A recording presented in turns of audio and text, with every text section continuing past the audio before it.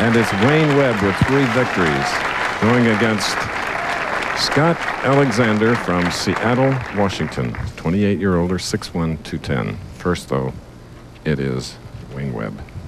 Looks unbeatable, Chris. 33 of 34 balls in the pocket, 246 average. Let's see what happens. This is a title.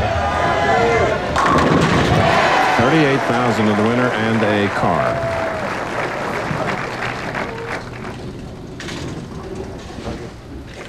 First television appearance for Scott Alexander. His second appearance in Toledo, however. He finished 3rd in the American Bowling Congress Masters at Seagate in 1991.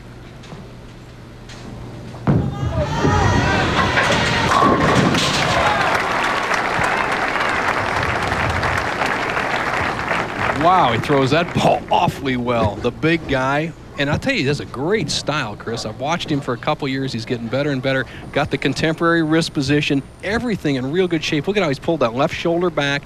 He cups that wrist and it hits the line very solidly. As you can see, he's bowled 56 games this week. Those are 8-game blocks, and he led the pack. Now, he's going to play a little bit farther left than the rest of our players, and he'll be right around the 3rd arrow. Real good strike ball if he can keep it in the pocket. And a double. A man that uses the full approach here at Imperial Lanes. Now back to Wayne Webb. Strike up, shooting in the second. I don't think Wayne Webb expected Alexander to come out and throw the first 2 balls that well.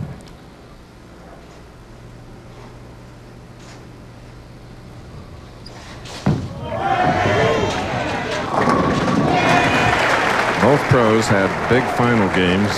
As we mentioned earlier, Webb over Traber.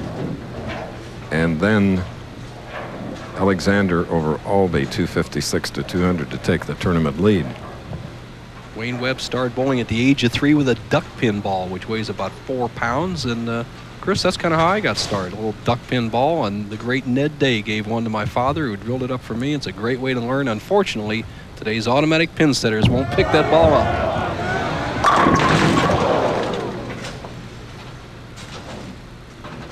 And duck pins, for the uninitiated, is a game they play back east against 10 smaller pins. Similar scoring. Wayne Webb here in the 3rd frame, solid 10. One of his really good shots that didn't pay dividends. Nice cross-line shot coming back up to cover the 10 pin on the left lane, and Scott Alexander now a double up. His best finish thus far this year, other than here in Toledo, was 9th in Reno.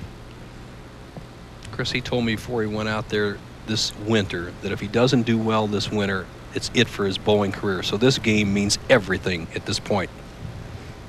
3 in a row.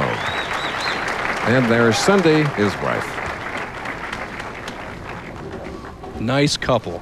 Scott Alexander, nice looking young man, very likable. All the players like him, but he's never been in this position before. He's untested, and so far he's proven himself. In fact, he was in 2nd place in the 56th and final game last night and defeated Albee to jump into the tournament lead with a big game. So he's proven himself so far under the gun.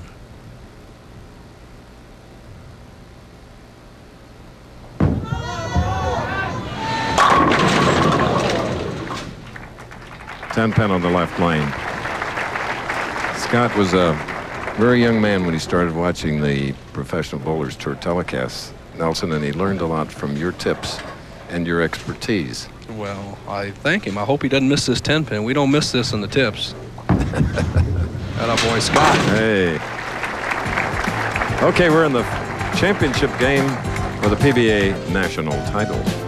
Back after this. Beginning to feel the importance of this final game. Wayne Webb with 3 victories, trailing by 10. He has a spare up, shooting in the 4th. His opponent, Scott Alexander, a non-winner.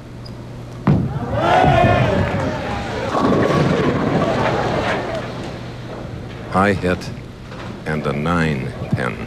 If you just joined us, Webb with games of 235, 7 strikes, 248, 8 strikes, and 255, 9 strikes. And eliminating Jason Couch, Don Janello, and Mike Albee.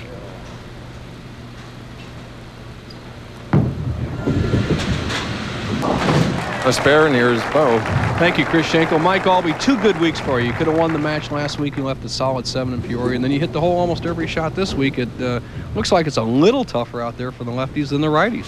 Well, we were forced in just a touch deeper on the show here and couldn't quite get as much flip as we had most of the week to really get the carry and the confidence to let it out there. So myself, I was just trying to keep it in play and hit the head pin and hopefully get some breaks. It did early, but Wayne was just too strong today.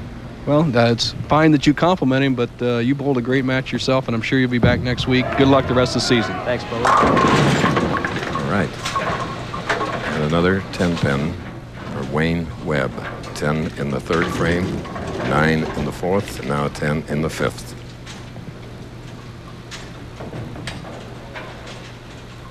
About 2/3 of the approach. And another spare. Now, Scott Alexander, 8 times a regional winner. Spare up 5th frame now. Title game.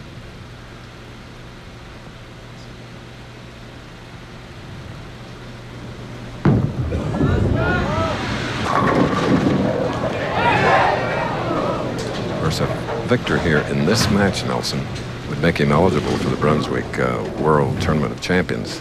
Chris, you're right. That's our last telecast, April 19th here on ABC.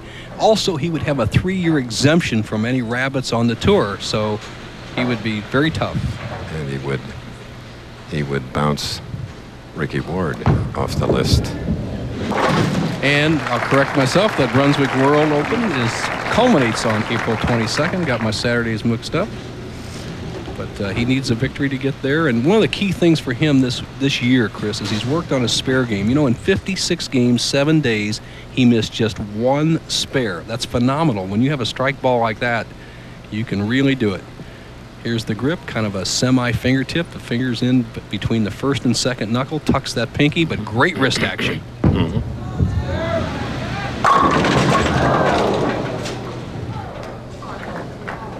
Big, strong-looking 28-year-old professional. And nothing good happens for him in the last 3 frames. He starts with 3 strikes, then 10-pin, 10-pin, solid 8. He leaves the door wide open for Wayne Webb to get right back in the match. There'll be just a 10-pin differential after this conversion.